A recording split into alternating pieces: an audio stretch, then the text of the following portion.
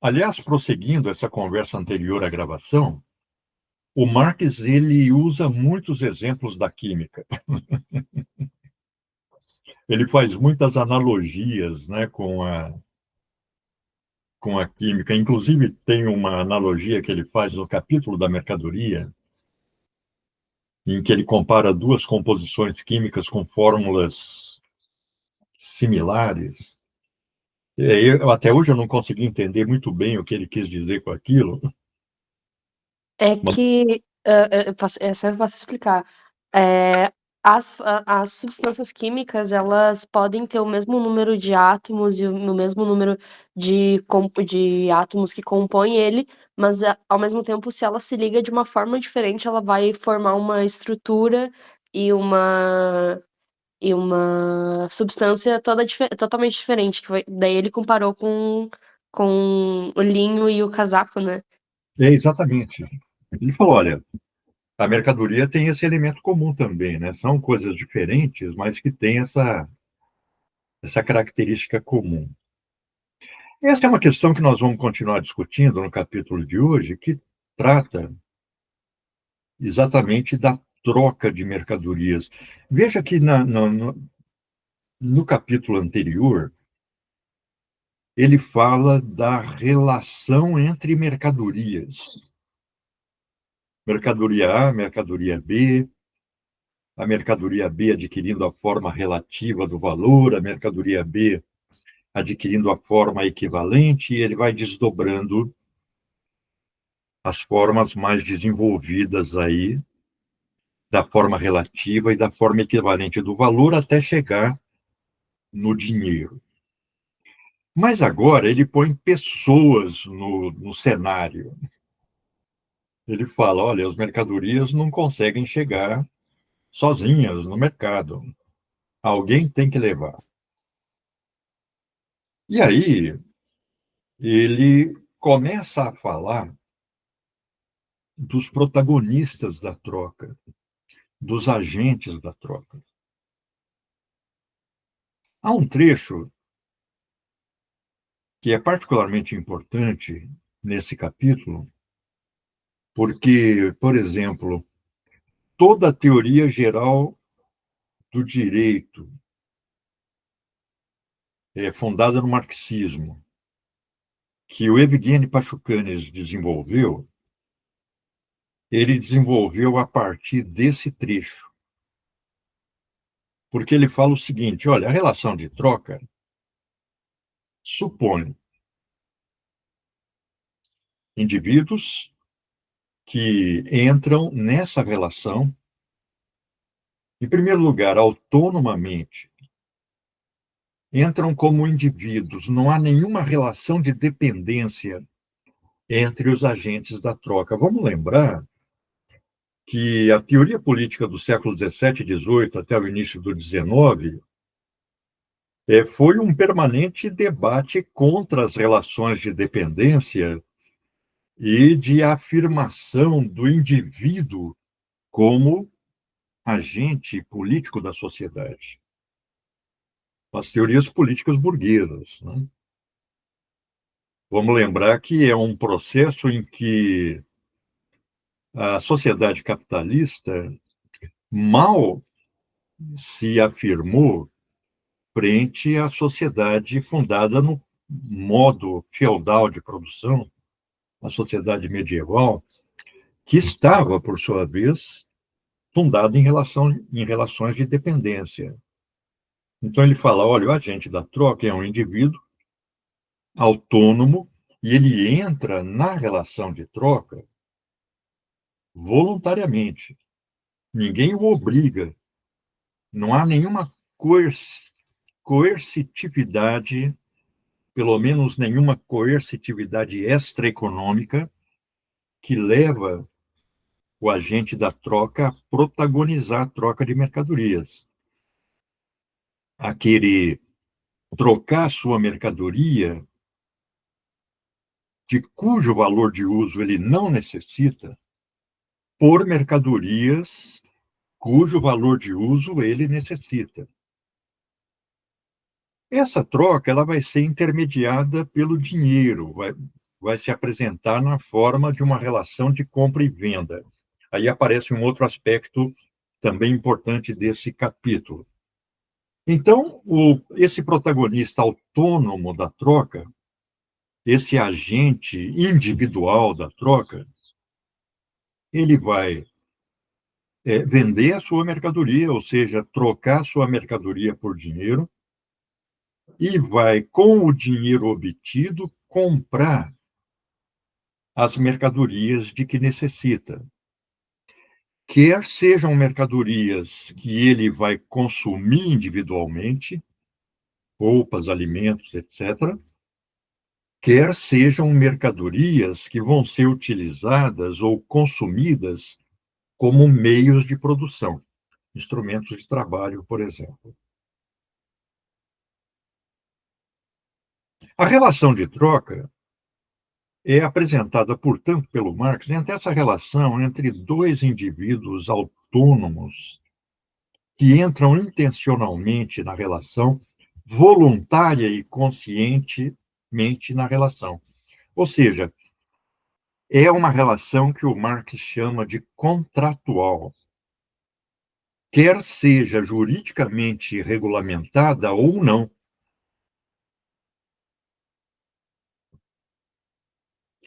Esse caráter contratual da relação de troca é que vai fazer com que o Pachucanes ponha a relação de troca no modo de produção capitalista como a base para o desenvolvimento tanto do direito quanto de uma teoria geral do direito.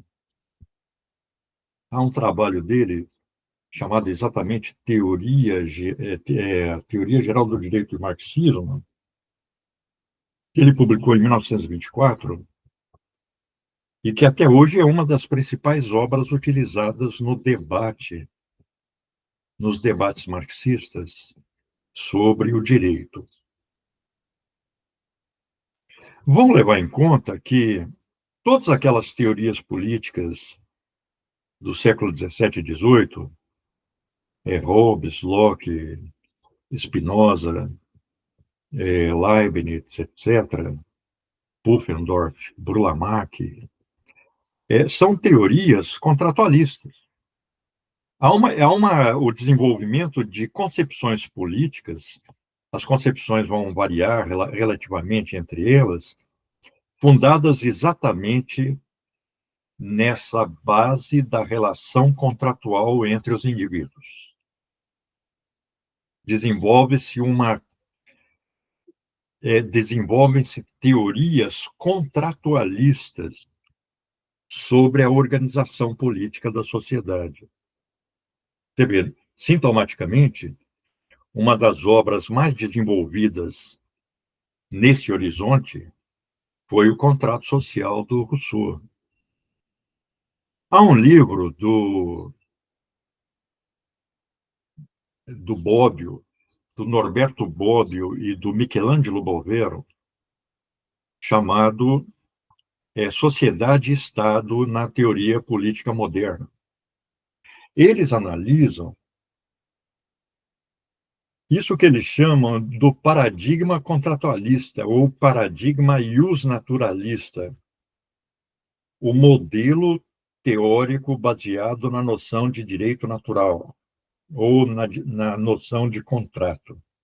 E aí eles fazem uma análise reconstituindo todo o desenvolvimento dessas teorias e com as quais o Marx confrontaria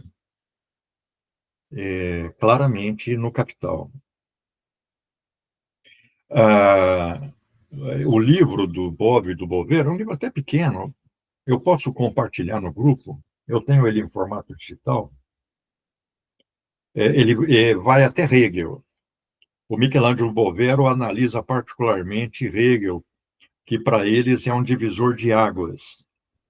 O Hegel ele se mantém ainda no universo contratualista, mas já começa a ultrapassá-lo quando ele desenvolve, com base na teoria do Hutchison e outros ingleses, a sua teoria da sociedade civil. Então, o Hegel, ele praticamente abre um horizonte teórico no mundo da teoria política e do direito para o próprio desenvolvimento da teoria do Marx. O restante do capítulo, o Marx vai, que é curto, vai desenvolver essa, essa abordagem mais histórica das trocas de mercadorias, né? Vamos discutir.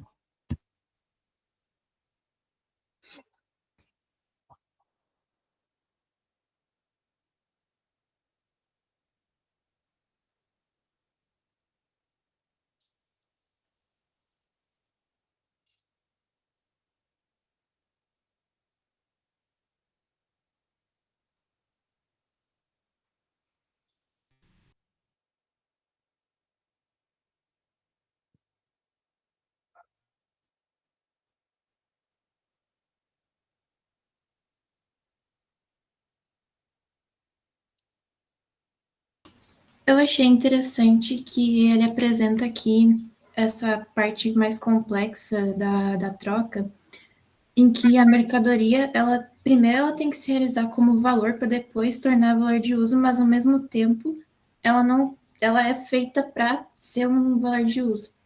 Sim. Sim, porque a troca de mercadorias supõe.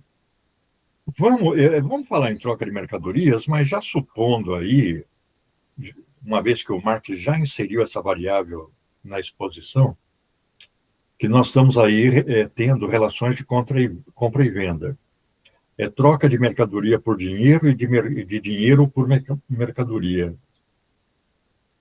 Então, o suposto da troca é que a mercadoria tem um valor de uso. Para alguém, para um outro. Ou seja, o suposto é que a mercadoria tenha uma utilidade ou um valor de uso social.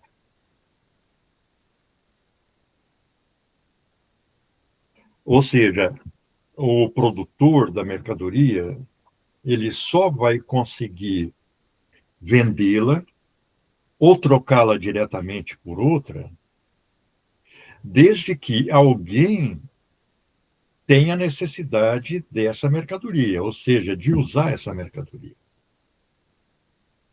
Então, claro, só compra arroz, feijão, café quem tem necessidade de consumi-los. Esses produtos, arroz, feijão, café, supõem um processo produtivo que dá a esse produto um valor de uso. Por exemplo, pode parecer que a gente esteja falando aí de produtos naturais, mas vamos levar em conta que tanto arroz quanto feijão, quanto café, são vegetais que passaram por um longo processo de seleção por meio do próprio trabalho humano no interior do processo produtivo. O arroz, o feijão, o café que hoje são produzidos e vendidos já são, por sua vez, o resultado de um processo de trabalho anterior. De qualquer modo, a realização do valor supõe valor de uso. Aí aparece uma expressão muito importante, Camille, que o Marx vai usar repetidamente. Quando ele fala em venda da mercadoria, ou em troca da mercadoria por outra de que o produtor tem necessidade, ele fala em realização da mercadoria. Realizar a mercadoria é vender a mercadoria. Quando ele fala em realização de lucros, ele está falando na venda da mercadoria que contém uma certa quantidade de mais-valia, como nós vamos ver logo à frente. Então, essa expressão, ela vai, em certo sentido, estar presente no texto aí com muita frequência. Realizar o preço, realizar o valor. Vamos lembrar que o Marx acaba de discutir, nos capítulos anteriores, a diferença entre valor e preço. Quer dizer, para ele, o valor é a quantidade de trabalho socialmente necessária para a produção da mercadoria. Então, é a quantidade de trabalho socialmente necessário cristalizado na mercadoria, coagulado na mercadoria. Ele usa essas metáforas para designar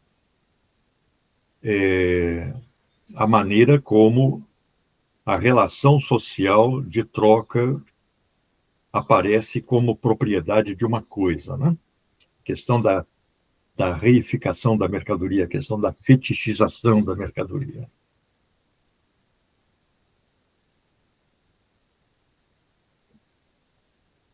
Eu acho que é importante colocar em relação à discussão também sobre como se forma o valor de troca, né? Porque ele passa um tempo falando sobre isso, sobre os equivalentes gerais, sobre a necessidade de ter alguma representação mais que seja comparável, né? E ele, até no primeiro capítulo, ele despende um tempo falando sobre justamente essa questão da. Como que eu posso dizer isso? Ele fala sobre a, tu conseguir fazer a inversão desses valores é, de uma forma que o equivalente se torna outro, né? E ele volta a falar sobre a equivalência nesse capítulo para formar o valor de uso, que fala que a mercadoria ela representa o valor de uso, mas a forma equivalente dela representa o valor de troca, que daí vai sim se concretizar no dinheiro. Exatamente. Essa é uma questão importante, porque vejam que no transcorrer da oposição, de vez em quando o Marx usa a expressão valor de troca como sinônimo de valor. Mas tem um trechinho, e aparece lá no finzinho do capítulo anterior, em que ele fala, olha, a rigor isso está errado. Porque nós temos que diferenciar valor de valor de troca. O valor é simplesmente a quantidade de trabalho humano presente na mercadoria. Trabalho socialmente necessário. O valor de troca é a própria relação de troca em que se manifesta o valor. Então, para ele, o valor da mercadoria só se manifesta na troca. Sem troca, ou sem essas relações de troca de mercadorias, não há como o valor da mercadoria se manifestar. Portanto, ele fala que a relação de troca é a forma pela qual o valor aparece. Como na linguagem filosófica da época, e hoje também, a aparência de um processo qualquer é chamado de fenômeno. Fenômeno quer dizer aparência. Ele fala que a troca é a forma fenomênica do valor. É a forma pela qual o valor se manifesta. A forma pela qual o valor, que é o trabalho contido na mercadoria, aparece. Então, a relação de troca vai mostrar o valor daquela maneira que ele expôs no capítulo anterior. A mercadoria A expressa o seu valor no valor de uso da mercadoria B. A mercadoria A expressa relativamente o seu valor no valor de uso da mercadoria B. A mercadoria A, diz o Marx, pode expressar o seu valor de uso, o seu valor, no valor de uso, ou seja, na forma material, de todas as outras mercadorias. Todas as outras mercadorias podem ter a função de equivalentes particulares dessa primeira mercadoria. Mas, diz ele, socialmente, historicamente, uma das mercadorias, por razões também de circunstância histórica, acaba por hábito, por tradição, por repetição do processo, pela posição que aquela mercadoria ocupa na sociedade. Uma mercadoria adquire a forma de equivalente de todas as outras. É um processo espontâneo para ele. É um processo espontâneo que acaba também espontaneamente destacando do conjunto das milhares de outras mercadorias os metais para exercerem a função de equivalente geral. O metal, como o ouro, a prata e o cobre, diz o Marx, são mercadorias como quaisquer outras. Elas exigem trabalho para ser produzidas. O ouro e a prata têm que ser extraídos da mina.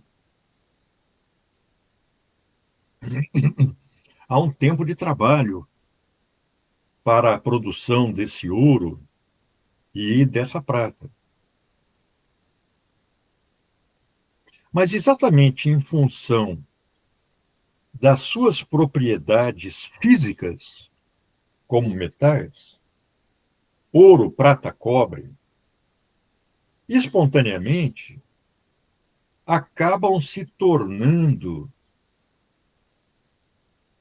a mercadoria que vai ter a função de equivalente para todas as outras.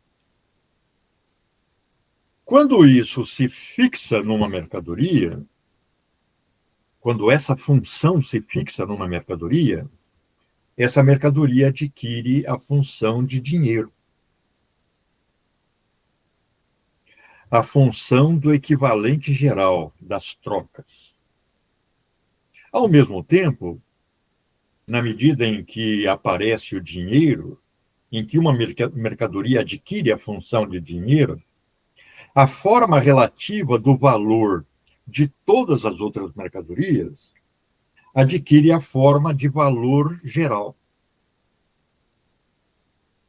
Então, todas as outras mercadorias vão comparar o seu valor em dinheiro e vão comparar os seus valores mútuos também em dinheiro. Então, o trigo vai ser trocado por uma quantidade de ferro em comparação com essa terceira mercadoria, que é o dinheiro, ou a mercadoria que adquiriu a forma de equivalente geral das trocas. Você vê que o Marx apresenta aí no capítulo que as mercadorias só conseguem expressar mutuamente o seu valor se elas têm essa terceira mercadoria na qual encontram um equivalente comum. Então, o trigo é medido numa quantidade de ouro e o ferro é medido numa quantidade de ouro.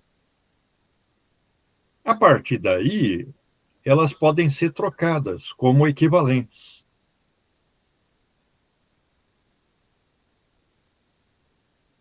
Os metais adquirem essa função de equivalente geral, diz o Marx, pelas suas propriedades físicas. Eles são resistentes, são homogêneos, eles são divisíveis e podem ser fundidos novamente num bloco único. Eu posso dividir o metal em em alíquotas de peso homogêneo. As moedas, inicialmente, não são senão pedacinhos de metal com um peso determinado. Um peso de ouro, um peso de prata, tanto que algumas moedas adquirem o seu nome do peso, como a libra, por exemplo. Libra é peso, que deu o nome à moeda.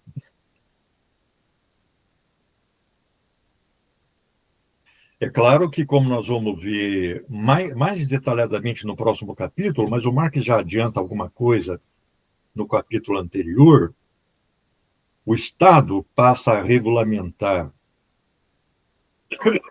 a produção da moeda metálica. O Estado passa a cunhar a moeda metálica. A homogeneização do dinheiro como equivalente geral da troca, na forma da moeda cunhada, passa a ser uma função do Estado ou fiscalizada e autorizada pelo Estado. Não é compreensível o desenvolvimento do dinheiro sem o Estado. Porque é preciso uma instituição que cunhe acreditadamente as moedas, de tal forma que todo mundo sabe que tal moeda tem 1 libra de prata, ou tal fração de 1 libra de prata. Tem um peso homogêneo, de tal maneira que nas relações de compra e venda, os agentes da troca não tenham que ficar pesando as suas moedas. É claro que o Marx, quando ele analisa isso no capítulo que vem aí logo a seguir, ele fala, olha, a moeda metálica, na medida em que ela circula, ela é jogada num saco de moedas, ela é jogada em cima do balcão do bar, ela cai no chão, ela se lixa com outras moedas, ela vai perdendo o metal. Aos poucos, ela vai diminuindo o seu peso. Aí chega num ponto, e ele mostra isso no capítulo, que a moeda tem que ser recolhida e fundida de novo. De qualquer modo, até o momento em que ele está analisando o desenvolvimento do dinheiro, são os metais que vão ser utilizados como o equivalente geral da troca. Ele tem umas afirmações aqui que ele não cita de onde tirou e a gente fica sem saber a fonte, né? Ele fala, olha, possivelmente os primeiros povos que utilizaram o dinheiro tenham sido os povos nômades. Mas ele acha que isso ocorreu porque os povos nômades não só tinham bens móveis, mas não desdobra a afirmação e não fica muito claro de onde ele tira e por que ele insere isso. É algo que teria que ser reconstruído historicamente. Só uma pesquisa histórica poderia nos aferir essa origem do dinheiro. Mas a origem do dinheiro é antiga. Você lê textos da Grécia antiga, textos chineses antigos. Você lê a Bíblia, os primeiros livros da Bíblia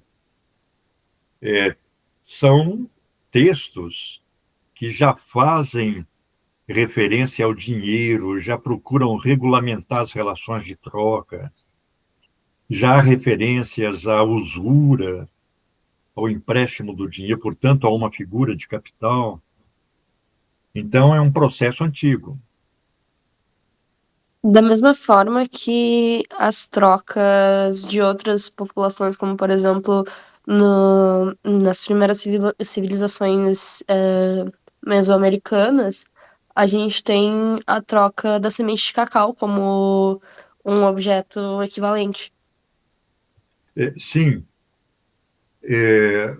Quando o Marx analisa, com os documentos que ele tem em mãos, a sociedade Inca, por exemplo, ele fala, olha, tá, aí tem divisão do trabalho, mas não tem troca de mercadoria. Possivelmente ele formasse uma opinião diferente hoje, considerando o avanço aí da historiografia nesse campo. Uma parte da antropologia, também mais recente, diga-se de passagem, eu falo mais recente do século XX, nos dá indicações mais precisas do que o Marx tinha na documentação disponível para ele desenvolver as suas teses. Por exemplo, tem aquele do Marcel Mauss, aquele ensaio sobre o dom, ensaio sobre a doação. Ele mostra como a relação de troca de início é uma relação não utilitarista, mas é uma relação de troca de presentes, é uma relação política. Isso é comum ainda em alguns grupos originários brasileiros. Por exemplo, eu estive várias vezes em áreas Yanomami, lá na região do Rio Catrimani e tal. Quando a gente ia, pessoal da universidade, a gente levava coisas que a gente sabia que eles precisavam. Sal, por exemplo. Mas aí, quando você dá o sal, ele não quer receber aquilo como uma dádiva, ele quer, por sua vez, também te dar alguma coisa como um presente. Uma vez eu fui lá, aí eu não lembro que nós levamos, acho que foi sal, fumo. Cigarro não, mas fumo de corda, eles usam para mascar. Eles põem aqui um pedacinho de fumo entre o lábio e os dentes da frente e deixam aquilo derreter. E aí, um dos membros da comunidade me deu uma goiaba enorme. Eu falei, puta, vou levar para casa. Eu nunca tinha visto uma goiaba tão grande como aquele. E a gente ia de avião para lá, e nesse dia, o avião tinha ido com 6 pessoas, só que ele não conseguia decolar com 6 pessoas, porque tinha árvores muito altas próximos do final da pista. Então, ele decolava com 3, deixava numa pista grande que tinha numa base do exército não muito distante, em Surucucu. Aí ele voltava para pegar os outros 3. E eu fiquei no grupo que foi esperando. E aí, quando o avião desceu lá em Surucucu, que é uma área de habitação Yanomami também, um grupo Yanomami se aproximou da gente que estava descendo do avião. E eu estava com aquela goiaba enorme na mão, né?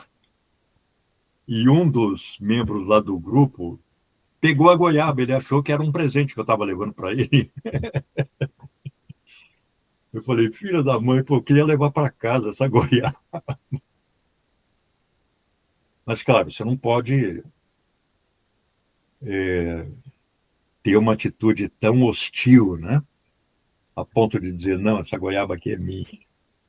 Para ele é o início de uma relação pacífica, né? Uma relação de troca. Então, as referências históricas mais distantes que o Marx faz no capítulo, ou ele faz por inferência, ou por uma documentação histórica muito limitada, né?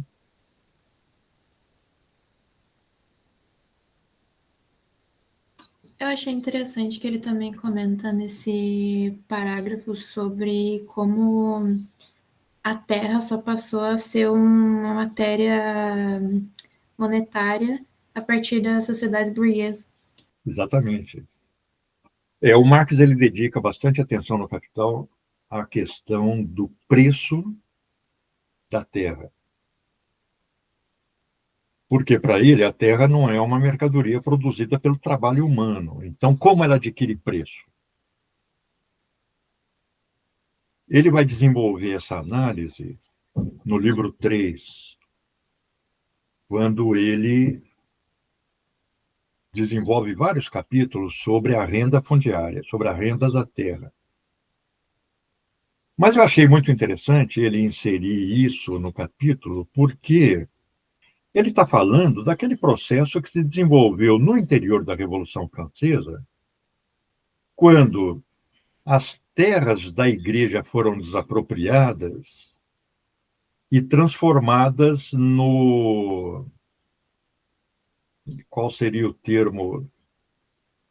É,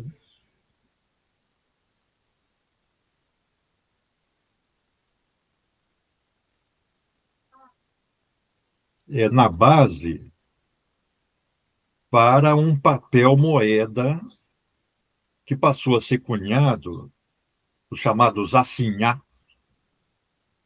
em função da terra. Quer dizer, praticamente atribuía um preço à terra, transformava a terra em mercadoria, né? E, principalmente, transformava a terra em dinheiro, porque o fundamento desses assignats, desse papel moeda impresso durante a Revolução, era exatamente a terra. Mas aí o Marx fala, isso serviu só para a burguesia se apropriar de toda a terra.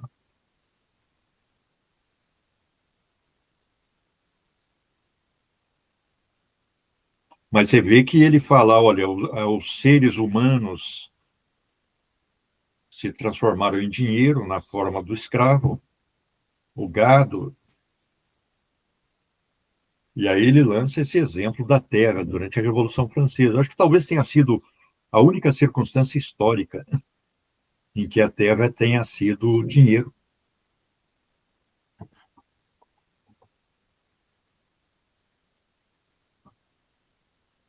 Mas também não é a primeira vez no texto que ele questiona sobre o valor da terra, né? No primeiro capítulo ele já traz essa discussão de uma forma que ele coloca que ele dá uma ironizada assim sobre a produção da terra, do tipo, o trabalho é o pai da riqueza material e a terra ela se torna a mãe dentro da sociedade burguesa, porque é a partir dela que tu tira as coisas para produção. Sim, mas aí ele aí ele está diferenciando, ele pega essa tese do William Petty e ele está simplesmente indicando que a matéria natural da mercadoria ela não tem valor. O valor é atribuído ao processo, pelo processo de transformação dessa matéria natural em um objeto útil. É por isso que ele fala, veja que ele, quando se refere a valores de uso, e, portanto, na mercadoria, na sua forma que ele chama de natural, a gente hoje não utilizaria a palavra natural para designar, por exemplo, um objeto como um livro. Talvez a gente pudesse usar a palavra material, mas não natural. Mas ele usa aí a palavra natural no sentido da designação de um objeto material. Quando ele designa as mercadorias do estrito ponto de vista dos seus valores de uso, ou seja, da sua forma natural, ele usa a palavra riqueza. Quando Marx usa a palavra riqueza, ele está designando estritamente os produtos do trabalho enquanto valores de uso. Então, o trabalho que produz valor de uso é um trabalho que produz riqueza. Enquanto o trabalho humano, destituído de qualquer qualificação, pessoal, me dá um momentinho aqui que estão Estão ligando aqui no meu computador. Só um momento.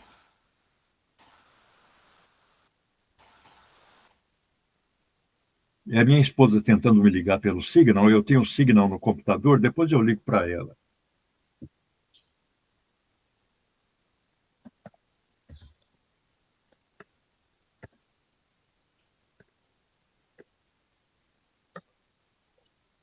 Já mandei um recado. Eu até esqueci que eu estava falando.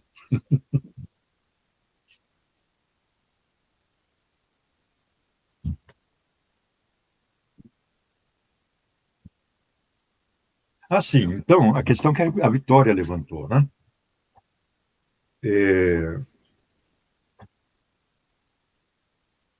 O que a Terra nos oferece é a matéria da riqueza. Mas o valor é produzido estritamente pelo trabalho. O Marx fala, o ambiente nos oferece a natureza, ele usa a expressão natureza, nos oferece uma série de elementos úteis, mas que não têm valor porque não são produto do trabalho. São úteis, mas não são produto do trabalho. O ar atmosférico, a água, em determinadas circunstâncias. É a madeira que nós podemos simplesmente retirar da mata, a lenha que está disponível lá no entorno. O fruto, né, da árvore que se desenvolveu espontaneamente.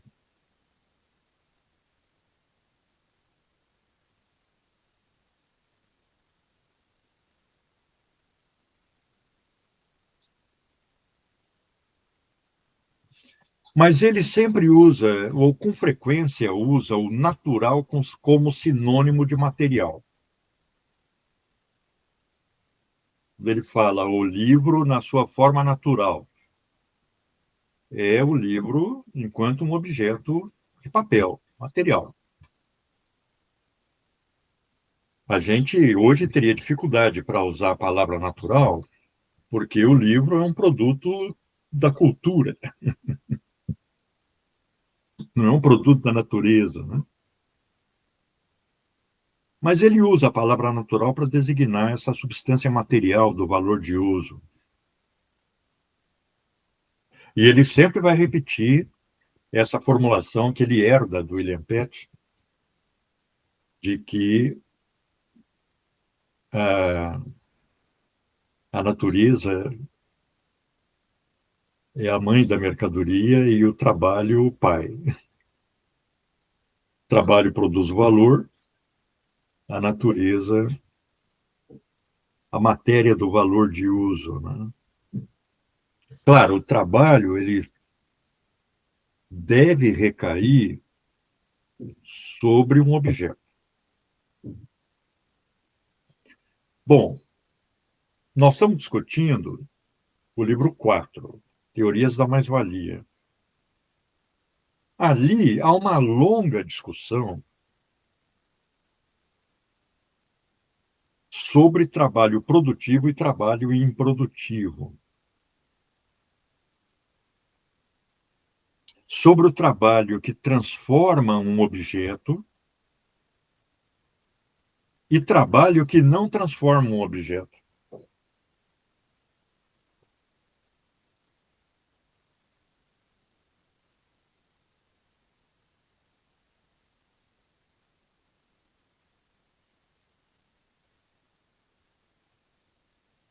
A gente poderia chamar de serviços. Então, a questão ali é abordada a partir de ângulos diversos, mas em todo o Capital, para o Marx, trabalho produtivo no âmbito do modo de produção capitalista é trabalho que produz mais-valia. Se o trabalho produziu um livro, mas não produziu mais-valia, do ponto de vista capitalista, esse trabalho é improdutivo.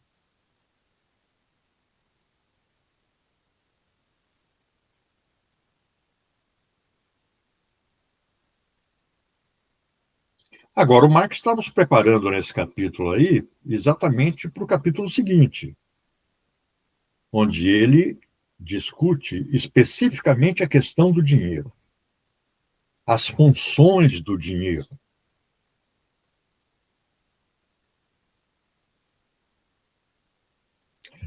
O caráter diferenciado que o dinheiro adquire e as funções diferenciadas que o dinheiro adquire na circulação de mercadoria. Então, por exemplo, a mais comum função do dinheiro é a função do dinheiro como meio de circulação. É o dinheiro utilizado nas relações de compra e venda. Eu compro a mercadoria, dou dinheiro para quem me vendeu. Quem vendeu pega esse dinheiro e compra a mercadoria de um terceiro. O dinheiro, então, fica circulando no âmbito do mercado. Enquanto que as mercadorias saem logo do mercado e entram na esfera do consumo, seja ele produtivo ou individual, o dinheiro fica na esfera da circulação de mercadoria. Ele sai, mas sai temporariamente, para voltar à circulação de mercadorias. Aí o Marx vai analisar como é a função do dinheiro quando ele sai da circulação, que ele chama de entesouramento. Qual é a função do dinheiro quando eu compro agora para pagar no fim do mês? Aí ele vai chamar de dinheiro na função de meio de pagamento. Como é o dinheiro na circulação do mercado internacional, já que ele analisa o dinheiro no mercado nacional. Aí ele vai analisar o dinheiro na função de dinheiro mundial e o dinheiro adquirindo formas diferentes de acordo com cada função.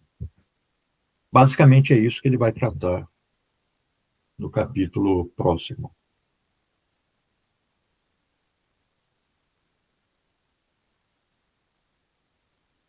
Ele já chega a levantar a questão da transformação do dinheiro metálico em papel moeda, mas ele não desenvolve. Aliás, ele não desenvolve no capital inteiro, porque isso é algo que estava começando a se estruturar na época, começando a se constituir, mas ele já adianta.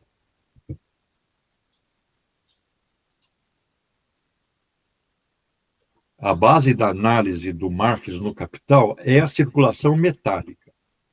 Quando ele fala em circulação do dinheiro, ele está supondo a circulação de dinheiro metálico. E, supondo a circulação de dinheiro metálico, ele vai considerar basicamente o ouro como dinheiro. Ele vê que vários metais exercem a função do dinheiro: ouro, prata, cobre, bronze, latão, níquel, estanho.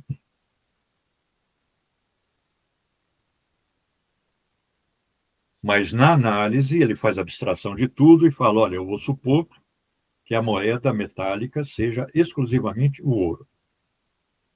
É o processo de abstração dele, né? A circulação é complexa, tem moedas de diferentes metais, mas ele deixa só uma para simplificar a análise.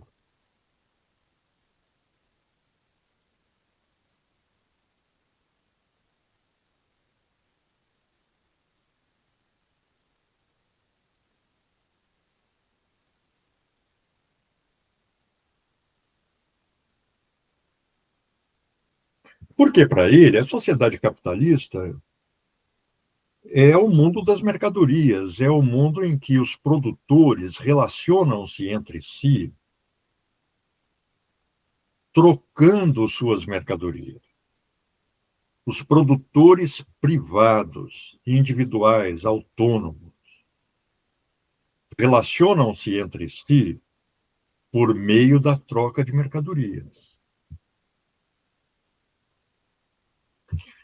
Na medida em que o dinheiro entra em ação, essas relações de troca adquirem a forma de relações de compra e venda. Troca de mercadoria por dinheiro e troca de dinheiro por mercadoria. Troca da mercadoria, qualquer que seja ela, pela mercadoria dinheiro e troca da mercadoria dinheiro por qualquer outra mercadoria. Essa é uma tese que o Marx vai bater muito também. Olha, o dinheiro é uma mercadoria como qualquer outra. É preciso um tempo de trabalho para produzi-la, como qualquer outra mercadoria. Ele não é um símbolo. Ele é uma mercadoria, como qualquer outra. Ele pode, no seu processo de desenvolvimento, vir a ser mais tarde simbolizado por uma folha de papel, no caso do papel moeda, mas ele vai continuar a ser uma mercadoria que está sendo representada pelo papel moeda. E que também é fetichizada, né? Ele fala sobre a fetichização do É muito interessante, dinheiro. porque para ele, o fetichismo da mercadoria adquire um ponto alto de desenvolvimento no dinheiro. Então, os agentes da troca não acham que estão aferindo o valor das suas mercadorias porque o dinheiro é outra mercadoria, mas porque o dinheiro tem propriedades que permitem, inexplicavelmente, medir o valor da minha mercadoria, né?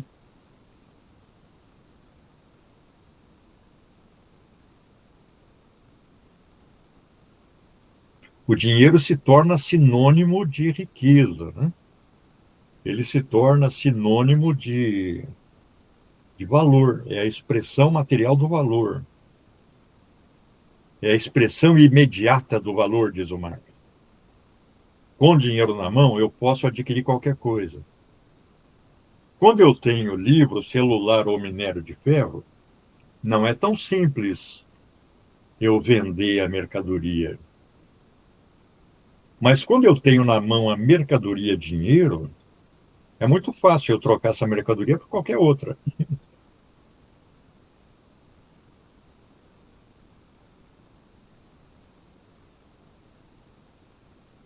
Inclusive, no final do capítulo, eu acho, ele fala sobre uma mercadoria a gente não tem essa impressão de que uma mercadoria se torna dinheiro porque todas as outras mercadorias representam o valor delas em dinheiro. Mas pelo contrário, que é porque elas expressam o valor dela em dinheiro, que o dinheiro passa a ser uma mercadoria, né? É exatamente. Esse é o fetichismo, né? Essa é a inversão do processo. É aquela importante sessão que eu acho que nós deveríamos trazer de volta à nossa discussão da semana passada. Aquela sessão 4, ela é uma sessão muito importante exatamente porque o Marx mostra como as relações entre as pessoas adquirem a aparência de relações entre coisas, adquirem a aparência de propriedades de coisas. Então, eu passo a achar que salário é só uma quantia em dinheiro e não uma relação social. Eu passo a achar que capital é uma quantia em dinheiro, ou então são máquinas, prédios, matérias-primas, e não uma relação social. O esforço do Marx é exatamente para desmistificar essa relação social, para mostrar que por baixo da aparência de uma relação entre coisas, ou de relações coisificadas, reificadas, nós temos relações entre pessoas, que essas coisas simplesmente encobrem relações sociais. Agora, essa aparência, que para ele é uma aparência que se constitui objetivamente, não é algo que é produzido subjetivamente pela percepção individual. É um fenômeno no sentido filosófico do termo. Todo mundo vai ver dessa forma. Vai adquirir uma aparência que ele chama de objetiva. Por exemplo, todos nós vemos o Sol nascer no leste, percorrer a abóbada celeste e se pôr no oeste. Então, se nós temos a concepção de que a Terra é redonda, a única conclusão que eu posso tirar dessa percepção que o Marx chamaria de objetiva é de que o Sol gira em volta da Terra. Porque todo dia ele aparece no leste e se põe no oeste. Aparece no leste e se põe no oeste. Está girando em volta da Terra. É preciso um esforço teórico grande,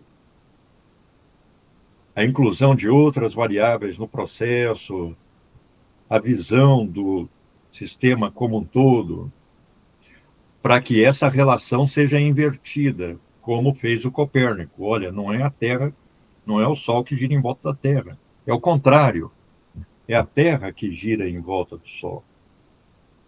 O Marx procura fazer isso com as relações de troca, que ele considera que, por serem reificadas, adquirem o caráter de relações fetichizadas. Ou seja, parece que as coisas se trocam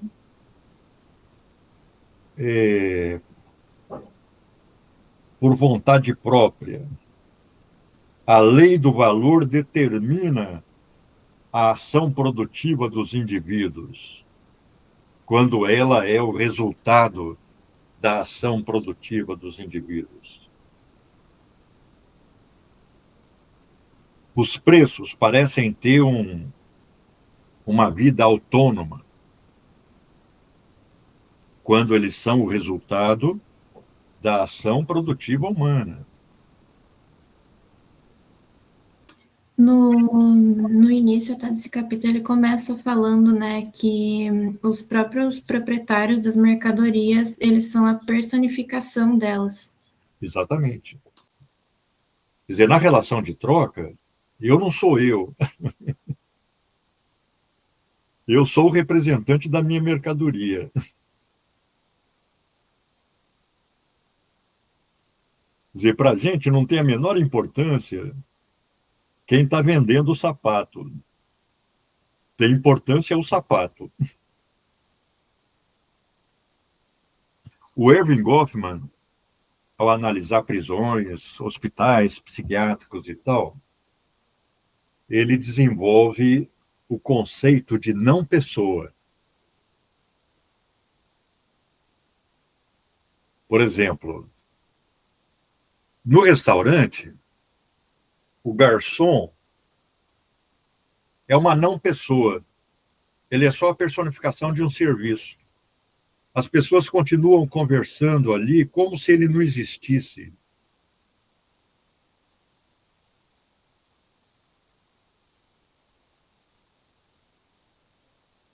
Ou motorista de táxi, ou... É claro que o Erving Goffman, ele usa esse conceito para designar o paciente de uma instituição psiquiátrica. É uma não pessoa, ou um apenado de uma instituição prisional.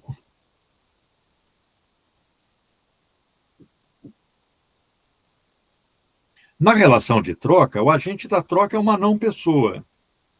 Ele é só um representante da mercadoria que está vendendo.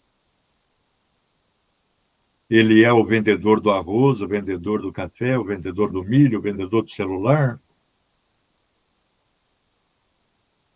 ou o comprador, dependendo de como está estruturada a relação de troca. Não é fulano, ele é o comprador de café.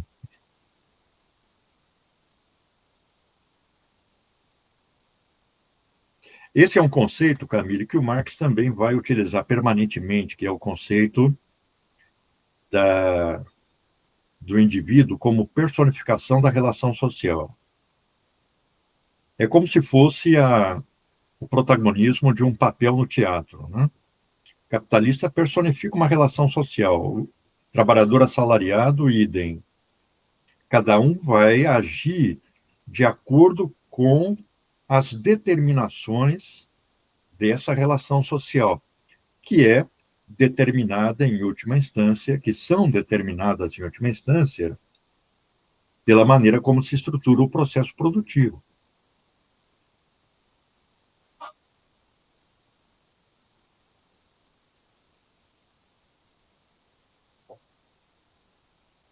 Ou seja, no âmbito da produção e da distribuição dos produtos, da troca de produtos, nós somos apenas a personificação de relações sociais.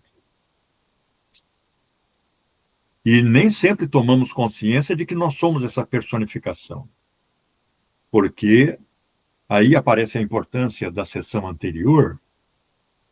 Essa forma de consciência pode se desenvolver espontaneamente, no longo prazo e de maneira reificada. Nós achamos que o nosso protagonismo é uma propriedade da coisa, o valor, por exemplo.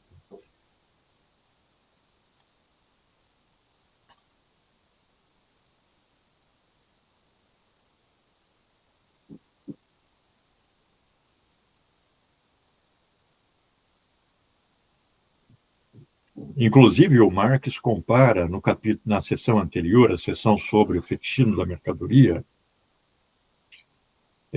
o fetichismo da mercadoria com as nossas concepções religiosas.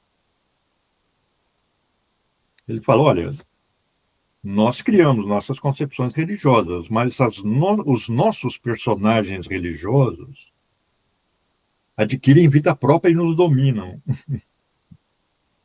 Jeová é uma invenção nossa, mas ele criou o nosso mundo, nos criou, dirige o nosso mundo.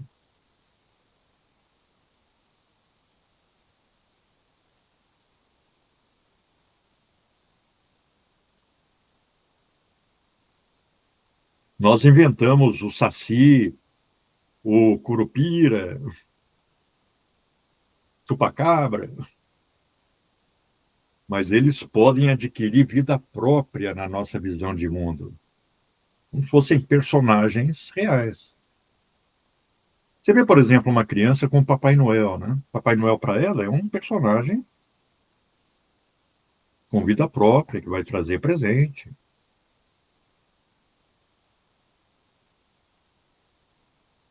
Isso aconteceu comigo no ônibus indo da universidade para casa, há alguns anos. Eu me sentei numa janela e do meu lado sentou-se uma mãe com uma menininha que devia ter uns 3 ou 4 anos de idade. Aí ela olhou para mim, isso era dezembro, perto do Natal. Ela olhou para mim e apontou, Papai Noel. Eu falei, sou. O que você quer ganhar de Natal? Ela falou, eu quero o laptop da princesa. Nem sei o que é isso, um laptop deve ser um brinquedo, né? Eu falei, tudo bem, eu te trago um laptop da princesa, mas você tem que me mandar uma carta. Tem que me escrever uma carta pedindo. Senão não vou saber que você quer o laptop da princesa. Aí ele olhou para a mãe e a mãe falou assim, não, a gente escreve a carta. Ela ficou mais tranquila, né? Aí eu falei, olha, quando eu vier trazer o seu presente, Eu vou entrar pela chaminé da casa. Sua casa tem chaminé? Ela falou, não. Ela já estava começando a ficar aflita. Falei, tudo bem, então eu entro pela porta mesmo. E aí, logo depois ela estava dormindo. Então, aquela menina conversou comigo como se eu fosse Papai Noel mesmo. Sem lugar a dúvidas.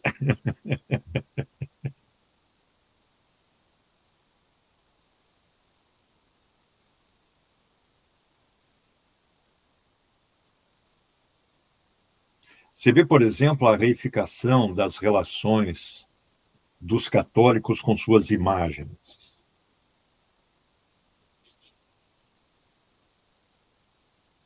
De santos. A pessoa tem uma reverência enorme. Personifica aquela imagem. Pede, conversa com ela. Promete. Essa é a reificação, seu fetichismo transposto para as relações sociais. O Marx, na sessão anterior, ele considera que, numa sociedade pós-capitalista em que os indivíduos planifiquem conscientemente o seu processo produtivo, organizem livre e conscientemente o seu processo produtivo, as relações humanas vão ser absolutamente transparentes. Mas isso também me parece um mito iluminista. Em que medida as nossas relações sociais vão, mesmo num contexto histórico diferente, ser absolutamente transparentes, né? Absolutamente racionais.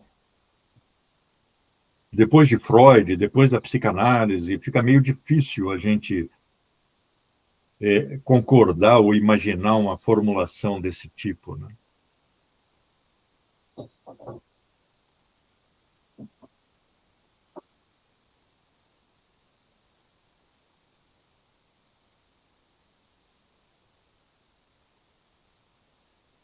Será que aquilo que o Marx apresenta para o mundo das mercadorias não, em certa medida, e mudando o que deve ser mudado para cada modo de produção, para cada sociedade, não é intrínseco às relações humanas? Para ele, o fetichismo da mercadoria, a reificação das relações sociais é exclusividade da economia de mercado. Não tem na economia familiar, não tem na economia medieval, não tem na economia asiática antiga, exceto muito limitadamente.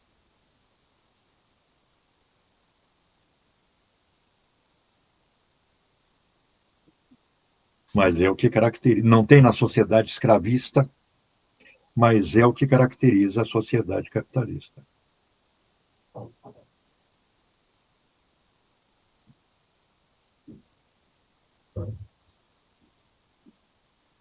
Algo para discutir, quer dizer, 150 anos depois, com todo o desenvolvimento da historiografia, com todo o desenvolvimento da antropologia, com todo o desenvolvimento da sociologia,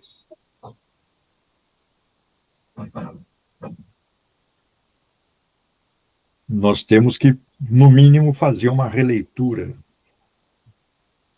dessa análise do Marx. Ele opõe muito otimisticamente relações transparentes e racionais a relações obscurecidas pelo fetichismo da mercadoria.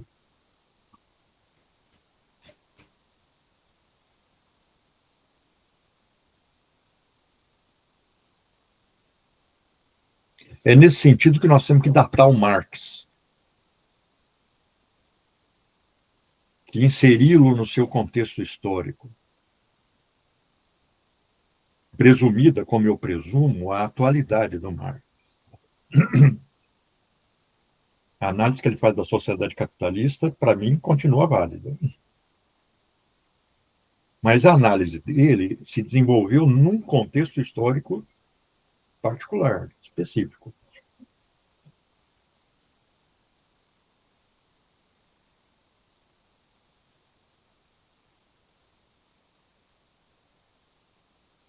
Para tentar romper todas essas formas de consciência derivadas do fetichismo da mercadoria e de relações humanas reificadas, ele cita o Goethe,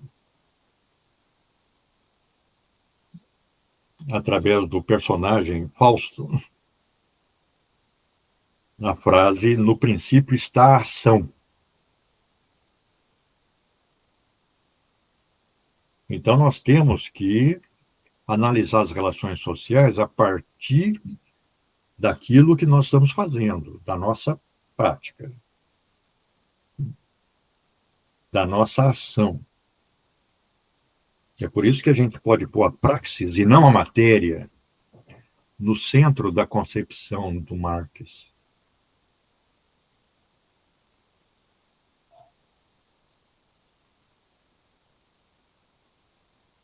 Esse, no princípio, está a ação, é uma paráfrase do Evangelho segundo João, que diz que no princípio está o verbo, né? No princípio está o logos.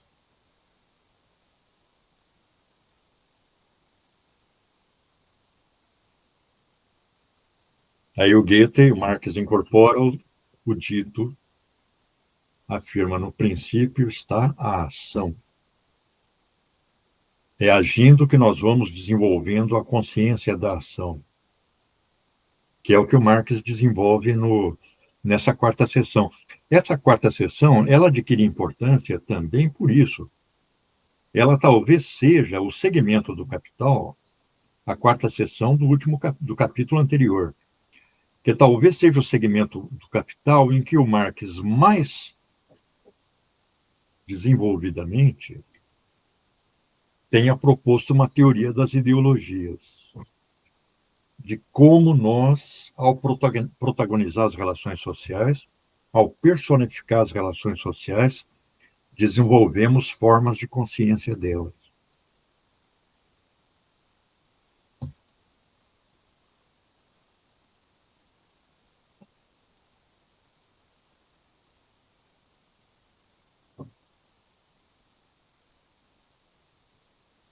Porque, veja, a gente nasce e se educa, e cresce e vive nesse universo submerso nas relações de troca.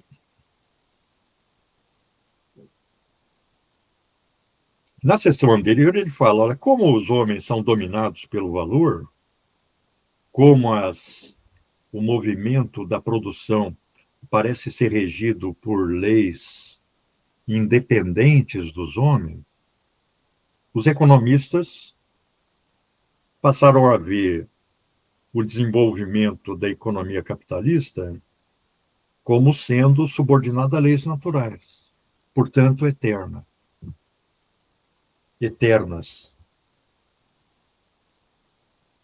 E aí aparece essa crítica do Marx a partir da análise das relações sociais. Ele fala: não são eternas. Elas são resultado da nossa ação, elas são históricas. Portanto, transitórias.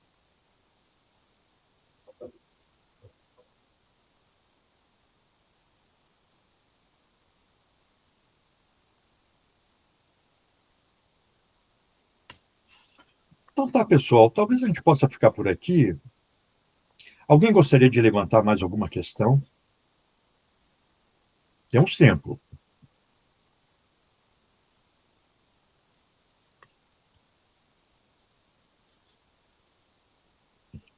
Feito. Nos vemos na próxima sexta aí, de acordo com o nosso calendário. Nós não vamos ler o capítulo 3 inteiro, que ele é muito longo. Vou dar uma conferida aqui. nós vamos ler só uma parte do capítulo 3.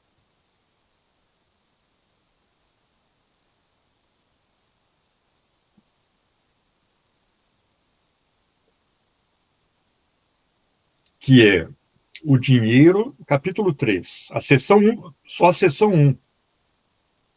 O dinheiro ou a circulação das mercadorias. Seção 1, o dinheiro como medida dos valores.